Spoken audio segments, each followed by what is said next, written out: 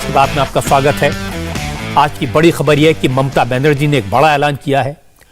उन्होंने कहा कि वो देश को एक नया और मजबूत विकल्प देने की तैयारी कर रही हैं।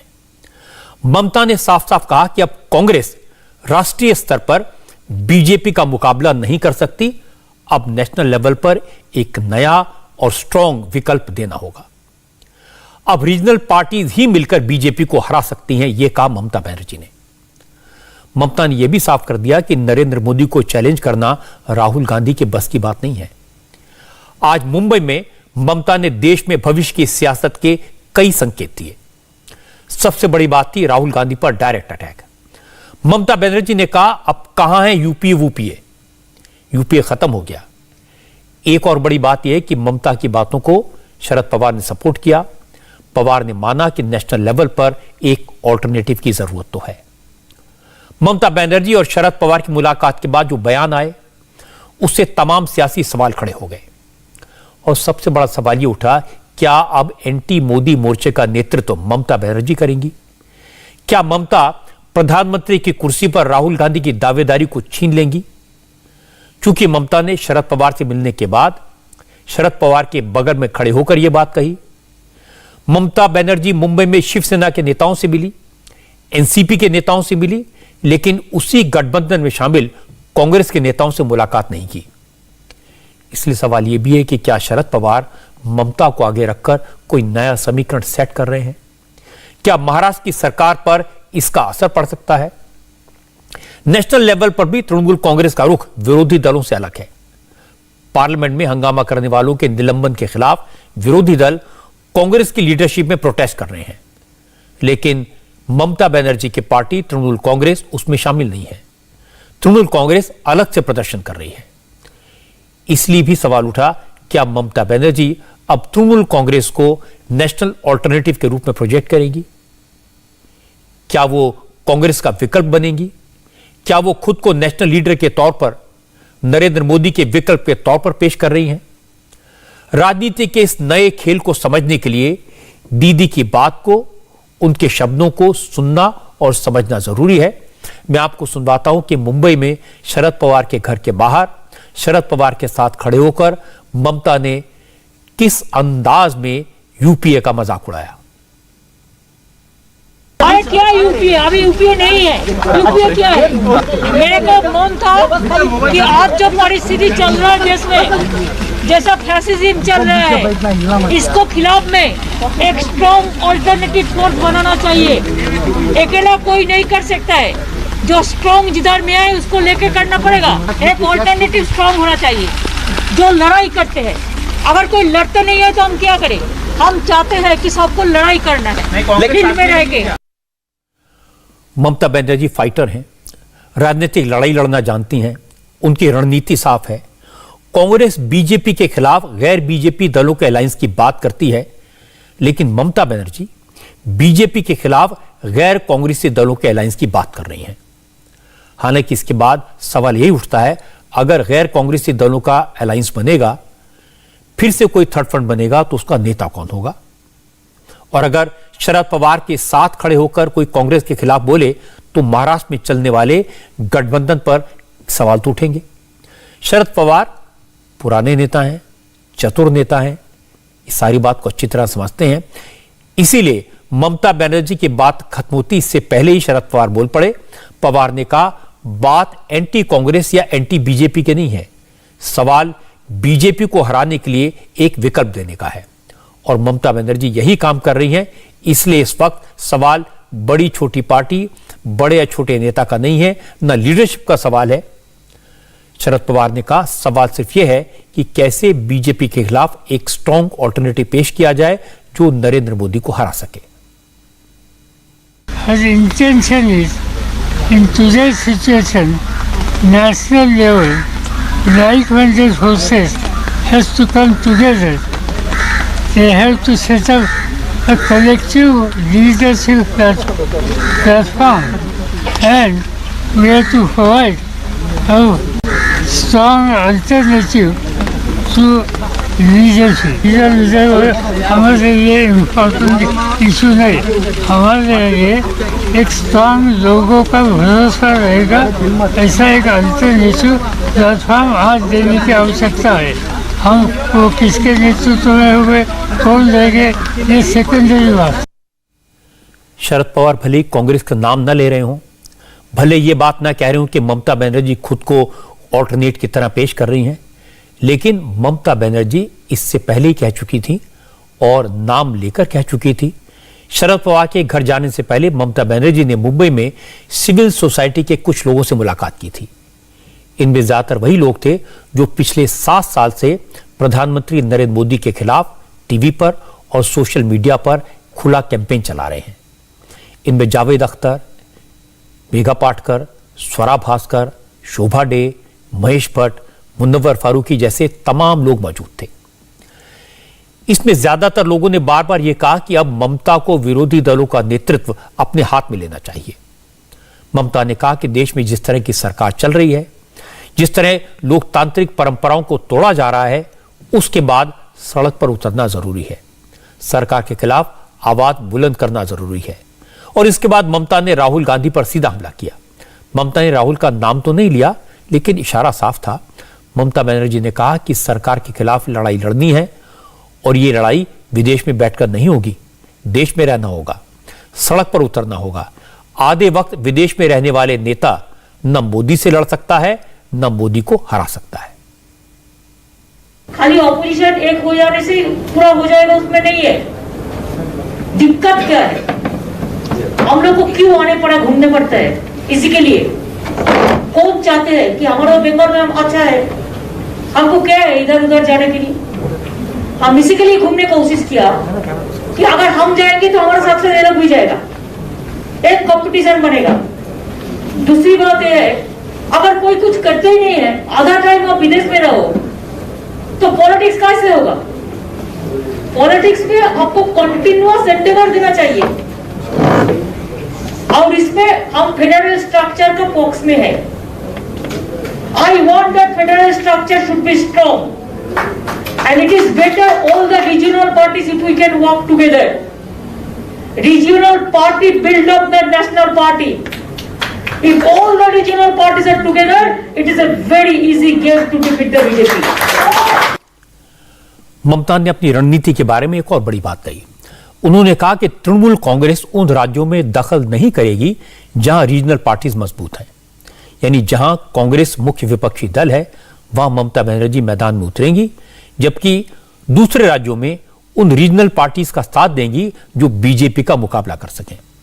इसीलिए आज ममता ने कहा कि वो न यूपी जाएंगी और न महाराष्ट्र।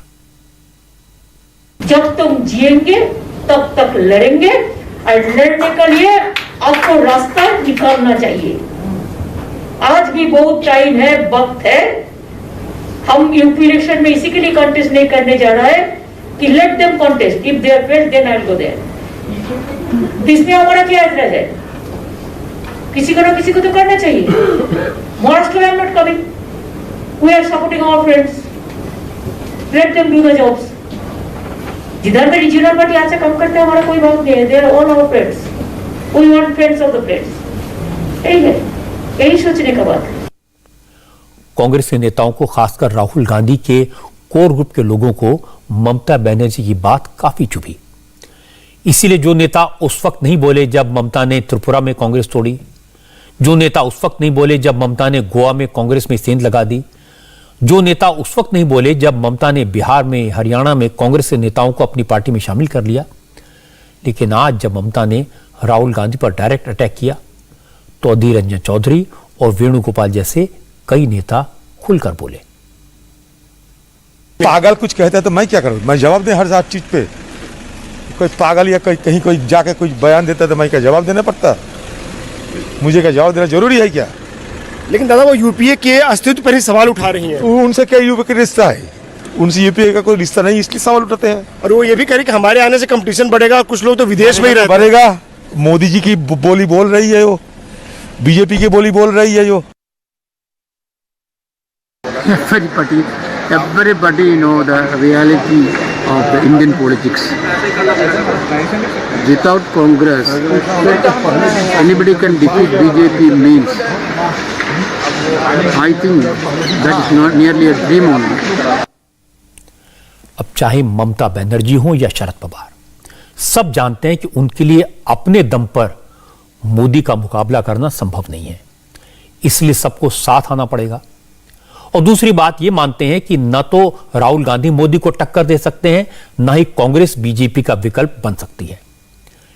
लेकिन कांग्रेस कन्विंस्ड है कि उसके अलावा कोई ऑल्टरनेटिव नहीं बन सकता, कांग्रेस को अलग रखकर विपक्ष खड़ा नहीं हो सकता। और राहुल गांधी ये मानते हैं कि सिर्फ वही हैं जो मोदी को चैलेंज कर सकते हैं, क्योंकि वो मानते हैं बाकी सब नेता मोदी से डरते हैं। लेकिन ममता बनर्जी जमीन की राजनीति को अच्छी तरह समझती हैं। उन्होंने पश्चिम बंगाल में बीजेपी को बुरी तरह से मात दी है। उनका अपना एक रिकॉर्ड है, उन्होंने सीपीएम को भी मात दी थी और ये दोनों कार्डर बेस्ड पार्टीज थी। इसीलिए अब ममता बनर्जी को लगता है कि कांग्रेस को साथ लेकर कोई स्ट्रांग ऑल्टरनेटिव नहीं बन पाएगा, इसीलिए उन्होंने खुद लीड लेने का फैसला किया। ममता को लगता है कि रीजनल फोर्सेस इकट्ठी हो जाएं, जो जहां ताकतवर है, जैसे महाराष्ट्र में एनसीपी हो या शिवसेना हो, यूपी में समाजवादी पार्टी, बिहार में लालू की आरजेडी, जो पार्टी जहां मजबूत है उस राज्य में वो लीड करे तो एक बार राष्ट्रीय विकल्प बन सकता है जो बीजेपी को टक्कर दे। इसीलिए आज ममता ने कहा कि यूपीए खुश नहीं है, राहुल गांधी राजनीति को लेकर गंभीर नहीं है। वैसे राहुल गांधी के बारे में यह बात सबसे पहले शरद पवार ने कही थी। उस वक्त महाराष्ट्र में एनसीपी कांग्रेस के साथ सरकार में शामिल नहीं थी, लेकिन अब तो शिवसेना, एनसीपी और कांग्रेस की सरकार है, इसीलिए शरद पवार आज खामोश रहे। उन्होंने सिर्फ ममता को सपोर्ट किया। और मैं कहता हूं कि ममता की सोच सही है, पर यह काम आसान नहीं है। सारे रीजनल लीडर्स के अपने अपने एस्पिरेशंस होते हैं, अपनी अपनी जरूरतें होती हैं, अपनी अपनी मजबूरियां होती हैं, इसलिए इन सबको एक गठबंधन में बांधना मुश्किल काम है। लेकिन आज देश में जो राजनीतिक परिस्थिति दिखती है, उसमें अगर कोई यह काम कर सकता है तो ममता कर सकती है। अब तक तो बीजेपी कांग्रेस मुक्त भारत की बात करती थी, लेकिन आज ममता बनर्जी ने कांग्रेस मुक्त विपक्ष की बात करती, और आज उन्होंने जो किया वो एक शुरुआत है। जहां तक उत्तर प्रदेश की सियासत का सवाल है, तो ममता की बात सही है कि यूपी में अखिलेश यादव बीजेपी को अच्छी चुनौती दे रहे हैं। अखिलेश यादव ने आज से बुंदेलखंड से विजय यात्रा शुरुआत की। बांदा से अखिलेश यादव का विजय रथ चला और उसके बाद उन्होंने महोबा में एक रैली की। अखिलेश की रैली में खूब भीड़ जुट रही है। भीड़ को देखकर अखिलेश यादव भी जोश में है। वो एक ही नारा देते हैं, बाबा जाने वाले हैं।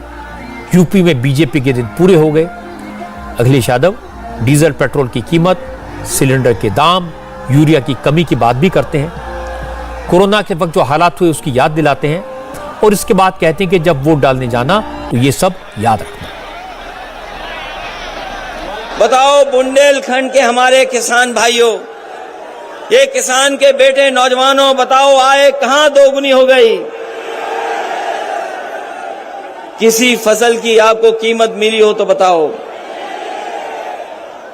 जो वादे किए थे आय दोगुनी के, वो तो पूरे नहीं हुए। लेकिन महंगाई कितनी बढ़ गई है। डीजल पेट्रोल की कीमत बढ़ती चली जा रही है, आसमान छू रही है। ये वही लोग हैं जिन्होंने कहा था कि हवाई चप्पल में चलने वाले लोगों को हम हवाई जहाज में बैठा देंगे। और पेट्रोल डीजल इतना महंगा हो गया है कि आज गरीब की गाड़ी नहीं चल सकती। हर चीज महंगी है।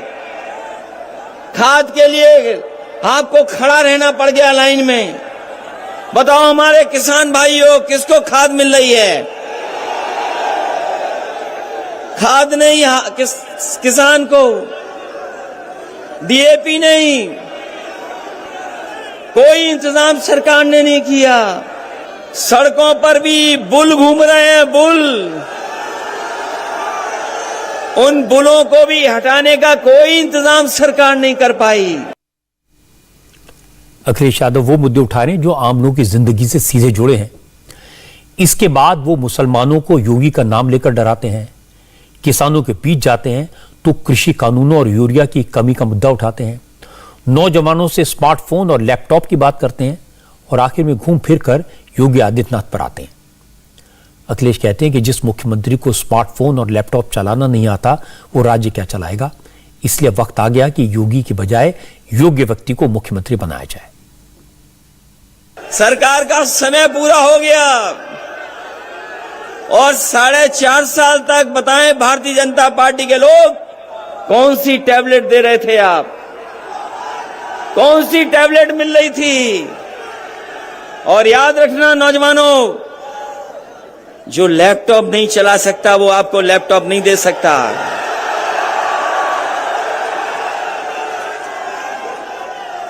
हमारे साथियों बताओ, क्या बाबा मुख्यमंत्री लैपटॉप चला सकते हैं? और अभी तो सुनने में आया है वो स्मार्टफोन भी नहीं चला सकते। और अगर स्मार्टफोन और लैपटॉप चला सकते होते तो हमारे नौजवानों के हाथ में अभी तक सरकार ने दे दी होती यार। इसलिए कहना चाहते हैं आपसे कि आपको योगी सरकार चाहिए कि योगी सरकार चाहिए? योगी सरकार चाहिए कि योगी सरकार चाहिए? इन्होंने उत्तर प्रदेश को पीछे कर दिया। योग्य मुख्यमंत्री कौन है इसका फैसला तो यूपी की जनता करेगी, लेकिन इसमें दो राय नहीं है कि अखिलेश यादव जबरदस्त मेहनत कर रहे हैं और यह भी सही है कि अखिलेश यादव की पब्लिक मीटिंग में भीड़ भी आ रही है। इसके जवाब में बीजेपी के नेता कहते हैं कि पिछले चुनाव में भी अखिलेश यादव और राहुल गांधी को एक साथ देखने के लिए भारी भीड़ आती थी, लेकिन क्या हुआ? इसलिए भीड़ कोई फैक्टर नहीं होती। अखिलेश यादव ने एक यात्रा निकाली है, बीजेपी इस तरह की 6 यात्रा निकालेगी। अखिलेश यादव बीजेपी पर हिंदू मुसलमान की राजनीति करने का इल्जाम लगाएंगे। जवाब में बीजेपी के नेता समाजवादी पार्टी पर हिंदू विरोधी होने का आरोप लगाएंगे। बीजेपी के इलेक्शन कैंपेन में अयोध्या सेंट्रल इशू रहेगा। आज योगी आदित्यनाथ ने एक बार फिर अयोध्या की यात्रा की। योगी 20 दिन में चौथी बार अयोध्या पहुंचे। अयोध्या में योगी ने कहा कि पिछली सरकारों ने सेक्युलर होने का दिखावा करने के लिए भारत और भारतीयता से जुड़ी परंपराओं की अनदेखी की, लेकिन अब सबको श्री राम की बात करनी पड़ रही है। योगी आदित्यनाथ ने कहा कि 500 साल तक अयोध्या ने अत्याचार सहे, लेकिन हार नहीं मानी। इसका नतीजा है आज अयोध्या में भव्य राम मंदिर बन रहा है। अयोध्या ने 500 वर्षों तक लंबे संघर्ष झेले हैं, देखे हैं, नजदीक से महसूस किया है। 500 वर्षों तक ही नहीं, बहुत उससे पहले भी मोहम्मद गौरी से लेकर के और लगातार ये चलता रहा। अयोध्या में से राम जन्मभूमि के भव्य मंदिर को अपवित्र करने का पहला कार्य यहां पर मोहम्मद गौरी के आने के पहले भी हो गया था। सालार मसूद गाजी ने किया था। उसके उपरांत समय समय पर ये हमले होते रहे। हमारी भावनाएं और हमारे भावों को कुंद करने का प्रयास होता रहा, लेकिन अयोध्या भी कभी चुपचाप नहीं बैठी। कभी चुपचाप अयोध्या नहीं बैठी। चुपचाप हम लोग अन्याय और अत्याचार को बर्दाश्त नहीं करते रहे। जो अत्याचार करते थे उसका मुंहतोड़ जवाब देने के लिए अयोध्या सदैव खड़ी रही। आपने देखा अयोध्या में योगी आदित्यनाथ ने राम मंदिर की बात की, इतिहास याद दिलाया, राम राज की बात की, भारत की परंपराओं की बात की, लेकिन किसी तरह का कोई कंट्रोवर्शियल बयान नहीं दिया। इसलिए आज योगी के बयान की ज्यादा चर्चा भी नहीं हुई।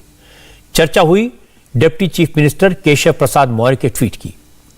केशव प्रसाद मौर्य ने ट्विटर पर लिखा कि अयोध्या और काशी में तो भव्य मंदिर का निर्माण जारी है और अब मथुरा की बारी है। क्योंकि अब तक बीजेपी के नेता अयोध्या की बात करते थे, राम मंदिर का निर्माण शुरू होने के बाद मथुरा या काशी की बात किसी ने नहीं की थी। आज पहली बार अचानक केशव प्रसाद मौर्य ने इस तरह की बात की तो सियासत में हलचल हो गई। चंदा चोर लोग हैं ये, आप बताइए, प्रभु श्री राम के मंदिर के नाम पर आज तक ये नींव नहीं भर पाए मंदिर की। क्यों नहीं भर पाए? उसकी वजह यह है कि 5 मिनट में 2 करोड़ की जमीन 18.5 करोड़ में खरीदते हैं, चंदा चोरी करते हैं लोग। और काशी में क्या किया इन्होंने? जाके वहां संतों से, महात्माओं से, वहां के स्थानीय लोगों से पूछिए, सैकड़ों मंदिर तोड़ने का काम किया इन्होंने। पाप किया इन्होंने मंदिरों को तोड़ने का। इनको प्रभु माफ नहीं करेगा कभी। काशी में मंदिर तोड़ते हैं, अयोध्या में चंदा चोरी करते हैं। हालांकि अखिलेश यादव समझ गए कि आजकल मंदिर की बातों को ज्यादा तवज्जो नहीं देनी है। ऐसी बातें आगे बढ़ी तो उन्हें नुकसान हो सकता है। इसलिए जब अखिलेश से केशव प्रसाद मौर्य के बयान पर सवाल पूछा गया तो अखिलेश ने कहा कि इसका मतलब है कि बीजेपी ने चुनाव से पहले हार मान ली है। ये हार का कबूलनामा है। केशव जी का एक बयान आया उप मुख्यमंत्री को, उन्होंने कहा कि अयोध्या में काम चल रहा है, काशी में काम चल रहा है, मथुरा की बारी। इसका मतलब क्या है सर इस समय? ये हार स्वीकार कर लिए हैं। जो लोग हार स्वीकार कर चुके हैं वही ऐसा बयान दे सकते हैं। अखिलेश यादव की जो बात समझ में आती है, उनकी पार्टी के नेताओं को वो समझ में नहीं आती। समाजवादी पार्टी के सांसद शफीकुर रहमान बर्क ने कहा, अगर बीजेपी का यही रवैया रहा तो किसानों की तरह मुसलमानों को भी सड़क बंद करनी पड़ेगी। अब वो भी वहाँ जो मंदिर, हमारा बाबरी मस्जिद तोड़कर मंदिर बना दिया गया, वो भी कानून और इंसाफ के खिलाफ हुआ है। हिंदुस्तान के अंदर ये ज़बरदस्ती, मतलब ये कि मुसलमानों को दबाया जा रहा है और कुचला जा रहा है, उनके साथ जुल्म हो रहा है। अब इसके बाद ये कह रहे हैं तो इसके बाद में फिर हिंदुस्तान के अंदर फिर मुसलमान फिर मैदान में आ जाएगा। फिर क्या करेगा? जैसे किसानों ने धरना दे दिया, 1 साल हो गया, अब मुसलमान भी फिर इसी काम के लिए मजबूर होगा कि वो भी बैठ जाए धरने पर। यह सही है कि केशव प्रसाद मौर्य ने मथुरा के मंदिर की बात कहकर एक नई कंट्रोवर्सी खड़ी कर दी है, लेकिन इसका मतलब यह नहीं है कि यूपी के इलेक्शन में यह कोई बड़ा इशू बनेगा। योगी आदित्यनाथ तो रोज लोगों को बताते हैं कि अयोध्या में भगवान राम का भव्य मंदिर बन जाएगा। अब तो बाकी पार्टियों के नेता भी कहते हैं अगर उनकी पार्टी की सरकार बनी तो राम मंदिर को और भव्य और तेजी से बनवाया जाएगा। काशी में भगवान विश्वनाथ का मंदिर अब और भव्य बन गया है। नरेंद्र मोदी 13 दिसंबर को काशी विश्वनाथ मंदिर के कॉरिडोर का लोकार्पण करेंगे, लेकिन अब कोई विरोधी दल का नेता इस पर कमेंट नहीं करेगा, इस पर सवाल नहीं उठाएगा। नरेंद्र मोदी और योगी आदित्यनाथ ने राजनीतिक एजेंडा तो बदल दिया है।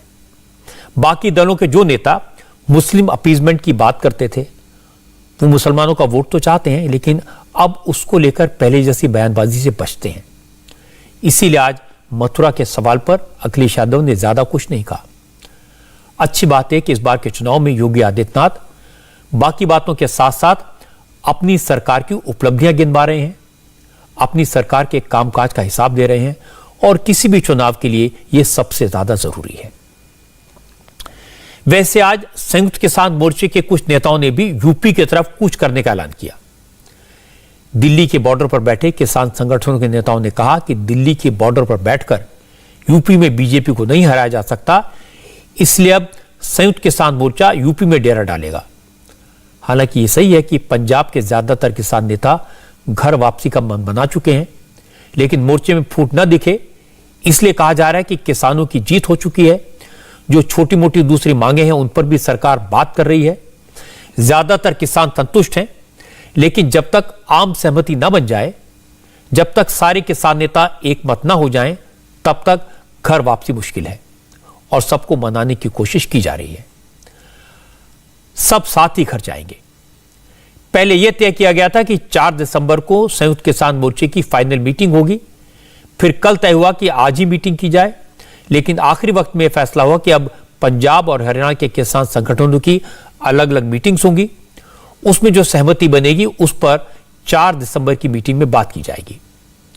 इसलिए आज पंजाब की 32 जत्थेबंदियों की एक और मीटिंग हुई। इसमें तय हुआ कि सरकार एमएसपी की कानूनी गारंटी के विचार के पर बनने वाली कमेटी के गठन के बारे में, उसके अधिकारों के बारे में औपचारिक आदेश पारित करे, आंदोलन के दौरान किसानों पर दर्ज मुकदमों को वापस ले और उसके बाद आंदोलन खत्म होगा। हमने फैसला लिया है कि जब तक ये सरकार हमें लिखती तौर पर ये आश्वासन नहीं देगी, ये कमेटी का नहीं देगी, ये हमारे पास जितने भी हमारे पे केस दर्ज हैं उनको वापस नहीं लेगी, उतनी देर तक हम यहीं डटे रहेंगे। अब सरकार के पाले में बाल है, सरकार हमें बताए ये कमेटी कितने टाइम में फैसला लेगी, ये इसकी बांतर कैसी होगी, सरकार को बताना होगा। और केसों के लिए भी इन्होंने कहा भी हमसे मीटिंग की जाए हरियाणा से, ये हमें लिखती भेजें, हम तैयार हैं मीटिंग करने के लिए। और हमारे कल तक या परसों तक 2 दिन केस वापस लाएं, फिर ही हम कोई अगली 4 तारीख को फैसला लेंगे, नहीं उतनी देर तक हम यहीं डटे रहेंगे। जो MSP का मामला है, जो पराली या दूसरे या कमेटी बननी है, वो पूरे देश का मामला है, पंजाब का भी उतना ही उसमें हिस्सा है। इसीलिए ये अफवाहें पर मत जाएं कि हम लोग जा रहे हैं, हम इकट्ठे लड़ रहे हैं, संयुक्त मोर्चा इकट्ठा है। जब तक हमारी जो मांगे केसों वाली MSP की कमेटी बारे जो पूरी तरह कानूनी तौर पर सही नहीं हो जाता, हम कहीं नहीं जाने वाले। अगर सरकार हमें जल्दी जो हमारी डिमांडें, हमने एक खुली चिट्ठी लिख के उनको दी थी, वो हमारी वो लिखती रूप में दे देती है, तो हम भी पूरी तरह तैयार बैठे हैं। अगर हमको मीटिंग पहले भी करनी पड़ी तो हम पहले भी करेंगे। आपने देखा होगा सभी स्टेटों के साथी इस मुद्दे पे सीरियस है और रोज मीटिंगें हो रही है। अगर सरकार जल्दी कोई फैसला लेती है, हम 4 तारीख की जो SKM की मीटिंग है उसमें हम भी कोई बड़ा फैसला ले सकते हैं। जी, पंजाब के किसान संगठनों के नेताओं की बातचीत में उनका रुख बदला साफ नजर आता है। हरियाणा के किसान संगठनों की मीटिंग में भी इसी तरह का फैसला हुआ कि सरकार मुकदमे वापस ले, जिन किसानों की मौत हुई उन्हें मुआवजा दे और इन किसानों का स्मारक बनाने के लिए जगह दे। इसके बाद आंदोलन वापस लेने पर विचार होगा। सरकार अपना पीछा ना छुड़ा जाए कमेटी बना के, बल्कि सरकार ये बताए कि ये कमेटी कानूनी रूप से गारंटी तय करे भी ये कमेटी MSP को गारंटी कानून बनाएगी। 48,000 से ज़्यादा हमारे साथियों पे मुकदमे हैं और कभी ये ना हो कि ये जो मुकदमे हैं वो साथी झेलते रह जाएं। जब तक मुकदमे वापस नहीं होंगे तब तक घर वापसी का तो सवाल ही पैदा नहीं होता। जो घायल साथी हैं हमारे, उनको भी सरकार मुआवजा दे और जो शहीद साथी हैं उनको भी मुआवजा दिया जाए और सरकारी नौकरी दी जाए। जो भ्रामक प्रचार चल रहा है कि पंजाब की सोच अलग चल रही है, हरियाणा की सोच अलग चल रही है, नहीं, ये बिल्कुल गलत है। हरियाणा और पंजाब एक था। ये छोटे बड़े भाई जिस तरह बन के आंदोलन लड़ रहे थे, इसी तरह हम आंदोलन को जीत के जाएंगे। इसी तरह एक मुठ होकर के एकता के साथ अगर आगे आंदोलन चलाना पड़ा तो भी एकता से चलाएंगे, अगर वापस जाना पड़ा तो भी एकता से जाएंगे। अब नोट करने वाली बात यह कि अब तक संयुक्त किसान मोर्चे के जो नेता आंदोलन का चेहरा थे, मीटिंग के बाद जो मीडिया को ब्रीफ करते थे, जो बयान देते थे, वो सारे नेता पिछले 2-3 दिन से पीछे हैं। नए नए चेहरे सामने आ रहे हैं। जो किसान नेता अब तक पीछे थे, अब उन्हें सामने लाया जा रहा है। मनदीप सिंह नथवान आंदोलन के दौरान बड़े एक्टिव रहे, लेकिन कभी उन्हें फ्रंट पर आने का मौका नहीं मिला। लेकिन अब पुराने चेहरों पर आंदोलन में फूट डालने का इल्जाम लग रहा है, इसलिए अब संयुक्त किसान मोर्चे के नेताओं ने दूसरे नेताओं को आगे कर दिया है। हालांकि गुरनाम सिंह चढ़ूनी जैसे नेता आज भी पूरी तरह एक्टिव हैं। प्रेस कॉन्फ्रेंस में नहीं बोले, लेकिन अलग से बातचीत में उन्होंने सरकार के सामने मांगों की लंबी चौड़ी लिस्ट रख दी। चढ़ूनी ने कहा सिर्फ MSP नहीं, सिर्फ मुआवजा नहीं, सरकार को उन लोगों के खिलाफ उठाए गए कदमों को भी वापस लेना होगा जो विदेश में रहकर संयुक्त किसान मोर्चे के आंदोलन को सपोर्ट कर रहे थे। 4 तारीख को जो मीटिंग होगी संयुक्त किसान मोर्चा की, उसी में अगली रणनीति का फैसला करेंगे और तब तक सरकार क्या करती है उसका देखेंगे। क्योंकि सरकार ने भी जो कमेटी बनाने की बात की है, उसमें कौन कौन उस कमेटी में शामिल होंगे, क्या क्या उस कमेटी पे पॉइंट होंगे और वो कमेटी कितने दिन में अपनी रिपोर्ट देगी, उसकी रिपोर्ट मान्य भी होगी कि नहीं होगी, और उसमें जो किसान हैं, किसान लीडर हैं, वो कितने शामिल होंगे, कुल कमेटी कितने लोग होंगे, सभी बात उसमें देखेंगे। और जो मुकदमे दर्ज हैं वो सरकार वापस लेने पे क्या करती है और जो शहीद किसान हैं उनको मुआवजा देने की क्या बात करती है, जिन लोगों ने आंदोलन में मदद की है और उन लोगों को प्रताड़ित किया गया है, जैसे NRI उनको बाहर से वापस मोड़ दिया गया हवाई अड्डे से, या ब्लैक लिस्ट कर दिया गया, या आड़तियों पे छापे मार लिए गए, कोई बस ले गया उसको प्रताड़ित किया गया, किसी पे गाने वाले में मुकदमा दर्ज किया गया, इन सभी का जो है हम सलूशन चाहते हैं। पंजाब और हरियाणा के ज्यादातर किसान नेता कह रहे हैं कि सरकार एमएसपी के लिए कमेटी बनाए। कुछ नेता कह रहे हैं कि सरकार कानून बनाए वरना आंदोलन वापस नहीं होगा। लेकिन दूसरे किसान नेताओं ने उन्हें समझाया है। ऑल इंडिया किसान फेडरेशन के अध्यक्ष प्रेम सिंह भंगू ने कहा कि ज्यादातर किसान समझ रहे हैं कि कानून बनाना कोई हंसी खेल है। कानून एक दो दिन में नहीं बनता, लेकिन कुछ किसान संगठनों के नेता इस बात को नहीं समझ रहे, उन्हें समझाएंगे। तीनों कृषि कानून पार्लियामेंट में रद्द हो गए। एमएसपी पर कमेटी बनाने का ऐलान सरकार ने कर दिया। कमेटी बन जाएगी, फिर कानून भी बनेगा, ये बात सबको समझाएंगे। मंगू ने कहा कि जब सब सहमत हो जाएंगे तो आंदोलन भी खत्म हो जाएगा, लेकिन ऐसा कतई नहीं होगा कि कुछ जत्थेबंदियां आंदोलन खत्म कर दें और दूसरे बैठे रहें, क्योंकि किसान भी जानते हैं कि एकता में ही शक्ति है। डे बाई डे सरकार झुक रही है। 3 कानून रद्द करना ही हिस्टोरिकल है कि जो सरकार कहती थी कि कानून रद्द करने की तो बात ही ना करो, तो अब तो प्रधानमंत्री को फिर फील कहना पड़ा है। इससे बड़ी प्राप्ति क्या मोर्चे की हो सकती है? ये बहुत बड़ी जीत है। बाकी तो छोटी बातें हैं। एमएसपी का ऐसा विषय है ना जो अकेला पंजाब या हरियाणा से कंसर्न नहीं करता, सारे देश से करता है। और एमएसपी जो 23 एग्रीकल्चर प्रोड्यूस है उनकी नहीं, हम कुछ और पैदा करते हैं, दक्षिण को और पैदा करता है, पूर्व में और होता है, पश्चिम में और होता है, अलग अलग हैं। तो हमारी मांग तो है कि MSP of all agriculture crops including vegetable and fruits हो। तो बहुत बड़ा ये इसका एम्बिट है, इतना सौखा नहीं है ये। और ये भी आपको बता दें कि कोई जब एक्ट बनता है ना, एक्ट ऐसा नहीं होता कि हमने मुंह से बोल दिया हफ्ते में एक्ट बन गया। जब जाएंगे तो इकट्ठे। संयुक्त मोर्चा एक है, अलग से कोई नहीं जाएगा। हम सबको परसुएड करके कन्विंस करा के एक मत होके जाएंगे, इसलिए दिन लग रहे हैं। अदरवाइज तो 19 को जीत हो गई थी, कानून तो रद्द हो गए थे, पार्लियामेंट में हो गए। ये छोटी बातें हैं, इन पर हमारा कंसेंसस बन रहा है। सभी लोगों को पता चल रहा है कि एक्ट एकदम नहीं बनेगा, ये प्रक्रिया है, 3 महीने 4 महीने 6 महीने लेगा। सरकार फिर बैकआउट करेगी तो हम संघर्ष से हट थोड़ा जाएंगे, दोबारा फिर संघर्ष लिख देंगे आके। प्रिंस भंगू की बात सही है कि ज्यादातर नेता सरकार की बात को समझ रहे हैं, रास्ता निकालना चाहते हैं, लेकिन कुछ नेता ऐसे हैं जो समझना नहीं चाहते। ज्यादातर किसान अब घर वापसी चाहते हैं, आंदोलन को खत्म करने के मूड में हैं, जो कुछ हुआ उसे अपनी जीत मानते हैं। लेकिन कुछ नेता हैं, राकेश टिकैत हैं, डॉक्टर दर्शन सिंह पाल हैं, योगेंद्र यादव हैं, ये संयुक्त किसान मोर्चे के स्पोक्स पर्सन रहे हैं, उनका चेहरा रहे हैं, ये आंदोलन को लंबा चलाना चाहते हैं।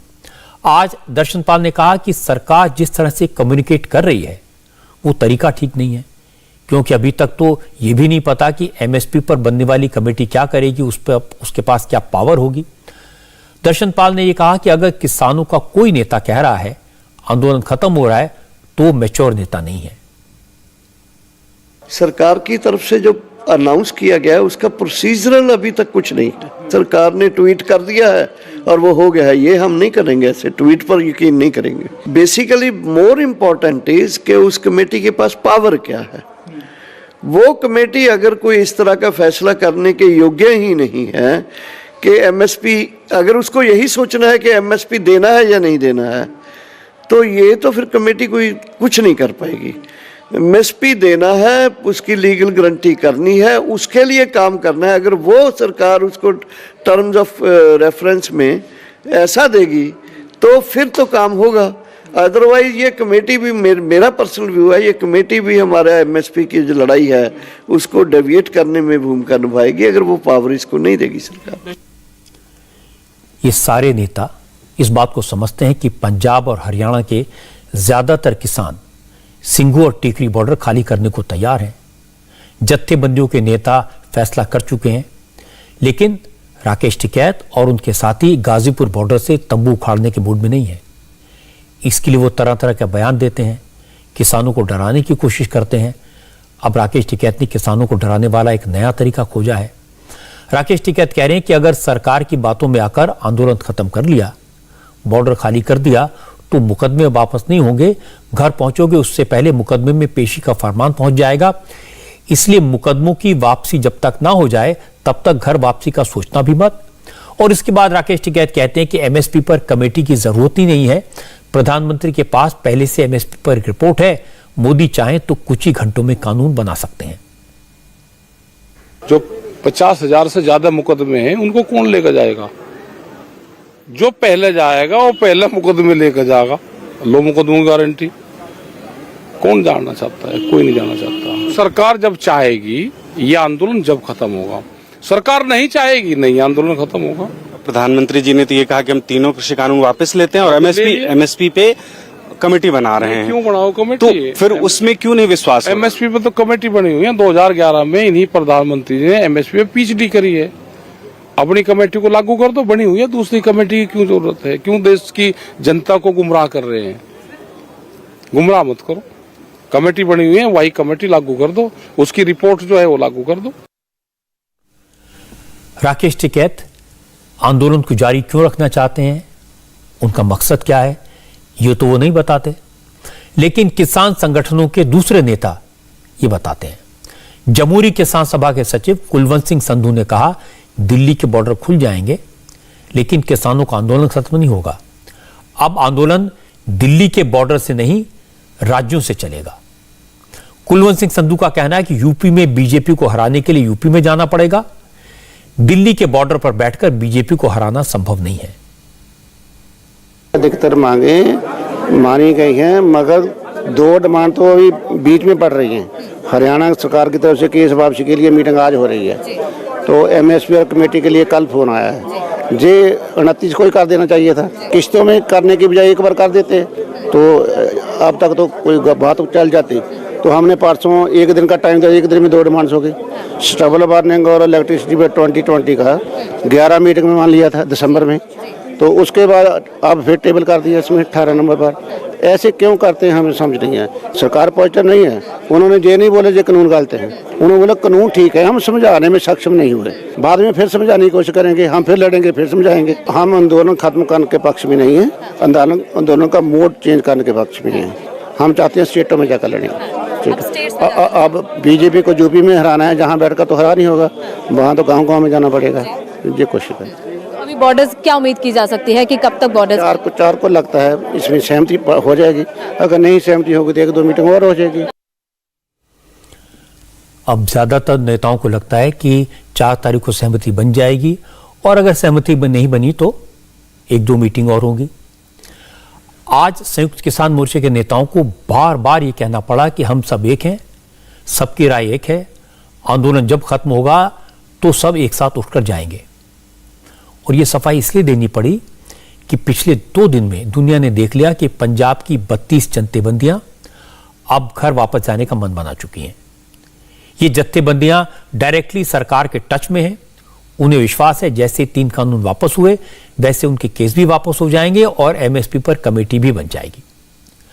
हरियाणा के किसान संगठन भी लगभग इसी राय के नजर आते हैं, लेकिन वो नेता जिनके पास अपना सपोर्ट बेस नहीं है, इस तरह के बयानबाजी से परेशान है। वो ये बात जानते हैं कि उन्हें पंजाब के जत्थेबंदियों की बात माननी पड़ेगी, लेकिन वो किसी तरह से ये इंप्रेशन नहीं देना चाहते कि पंजाब और हरियाणा के किसान अपने आप कोई फैसला कर सकते हैं। संयुक्त किसान मोर्चे के नेता नहीं चाहते किसी भी तरह से यह बात सामने आए कि आंदोलन खत्म करने को लेकर किसान नेताओं की राय अलग अलग है। वो हरियाणा और पंजाब के किसान नेताओं को यह समझाने में लगे हैं कि जब तक सब कुछ लिखित में ना मिल जाए तब तक किसी का यकीन मत करना। इसी वजह से आंदोलन खत्म करने पर फैसला अभी जब भी होगा, 4 दिसंबर को होगा या फिर उसके बाद होगा, इसमें वक्त जरूर लगेगा। आज एक और इंटरेस्टिंग डेवलपमेंट हुई। आज अकाली दल के नेता मनजिंदर सिंह सिरसा ने बीजेपी ज्वाइन कर ली। असल में पिछले 1 साल से सिरसा किसान आंदोलन के साथ थे, दिल्ली के बॉर्डर पर बैठे किसानों की मदद करते हुए दिखाई देते थे। सरकार के साथ मीटिंग के वक्त संयुक्त किसान मोर्चे के नेताओं के लिए लंगर पहुंचाते थे, लेकिन जब सरकार ने तीनों कृषि कानून वापस ले लिए तो आज सिरसा बीजेपी में शामिल हो गए। मनजिंदर सिंह सिरसा दिल्ली से गुरुद्वारा प्रबंधक कमेटी के अध्यक्ष भी थे। आज उन्होंने इस पद से भी इस्तीफा दे दिया। 70 साल से बहुत सारे ऐसे मसले हैं जिनको सिख बार बार उठाते आए हैं, लेकिन उनकी कोई बात करने वाला नहीं है। मैं समझता हूँ देश की सरकार उन मसलों को हल कर सकती है।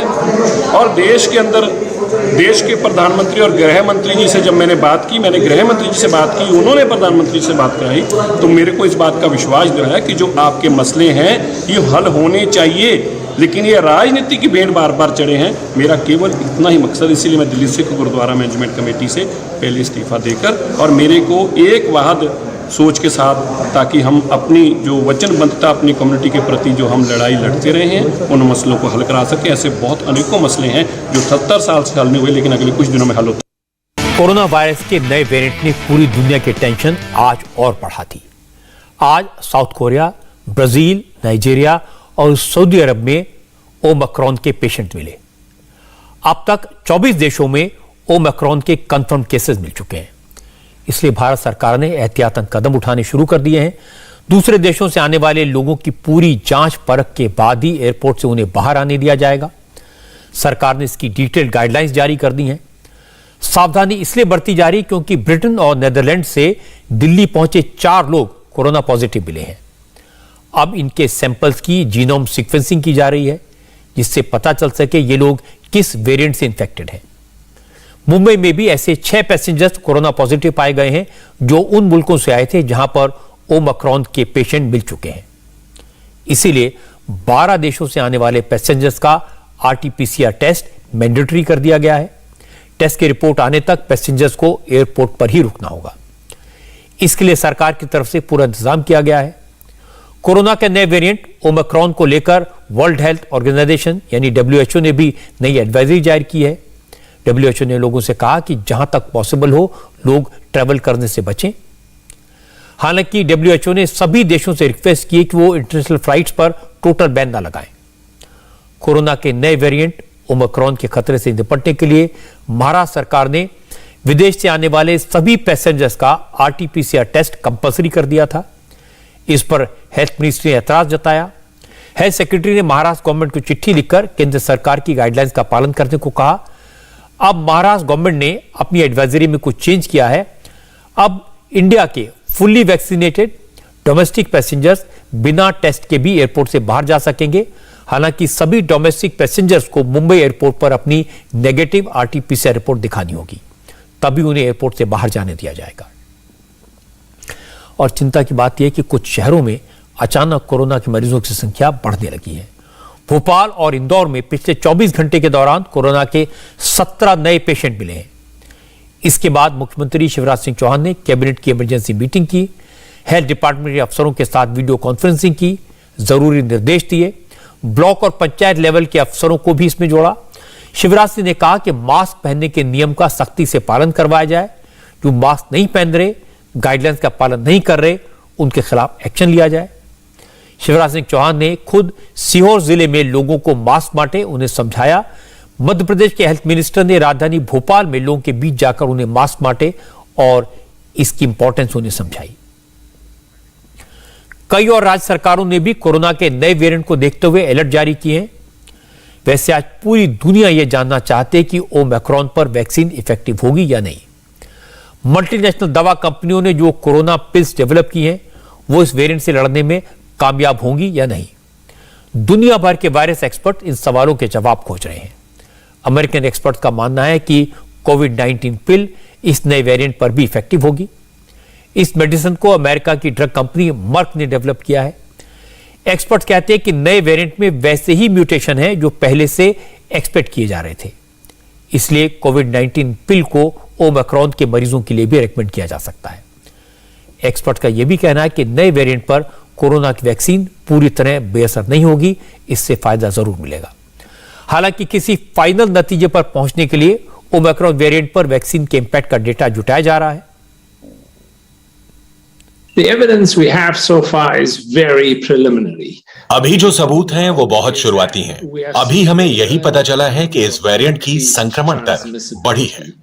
ऐसे में हमारे सामने चुनौती यही है कि क्या हमारी वैक्सीनें असरदार हैं, और इस सवाल का जवाब तुरंत नहीं मिलने वाला है। हमें अब तक जो मालूम है और पुराने वेरिएंट से जुड़े जो आंकड़े हमारे पास हैं, उनको अगर नए वेरिएंट से मिलाएं तो हम ये कह सकते हैं कि नया वेरिएंट एंटीबॉडीज को चकमा दे सकता है।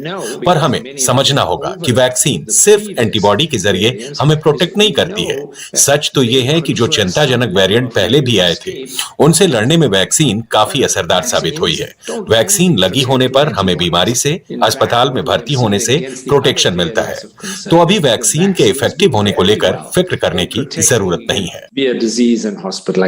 So that's why no real concerns at this point in that regard. एक इंटरेस्टिंग खबर आपको बताते हैं कि दिल्ली में जो सेंट्रल विस्टा का काम चल रहा है, उसको आज पर्यावरण के नाम पर रोकने की कोशिश हुई। दिल्ली सरकार के एनवायरमेंट मिनिस्टर गोपाल राय अचानक सेंट्रल विस्टा प्रोजेक्ट की साइट पर पहुंच गए। पूछने लगे यहां काम तो नहीं हो रहा, क्योंकि पोल्यूशन के कारण दिल्ली में कंस्ट्रक्शन पर रोक है।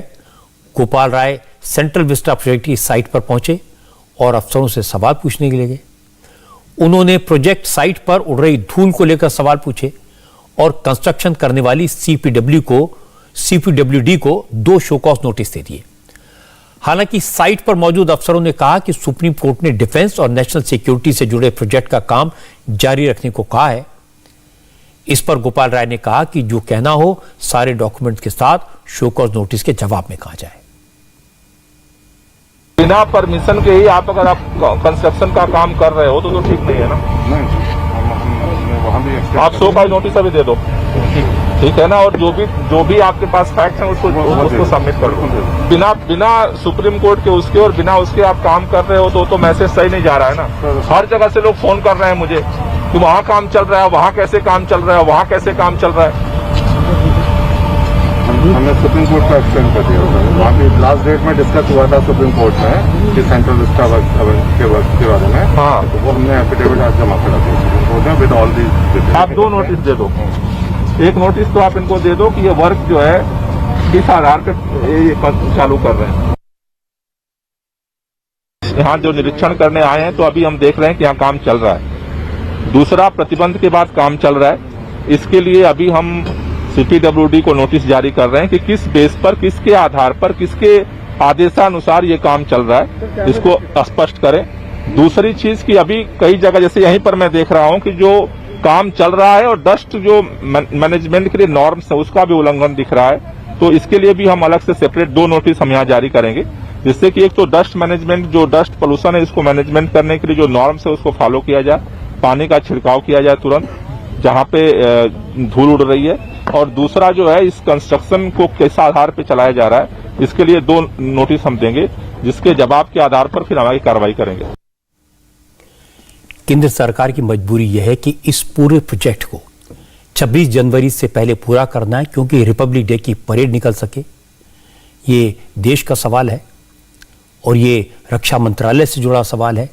ये बात सुप्रीम कोर्ट को बताई भी गई है और ये बात आज गोपाल राय को भी बताई गई, लेकिन गोपाल राय कुछ सुनने के लिए तैयार नहीं थे। साफ है उनका मकसद दिल्ली सरकार की तरफ से केंद्र सरकार को एम्बेरस करना था, थोड़ी राजनीति करना था, इसीलिए आज ये किया गया। इंडिया टीवी हर वक्त हर जगह डाउनलोड करने के लिए सर्च करें India TV news Google play store या ऐप स्टोर पर।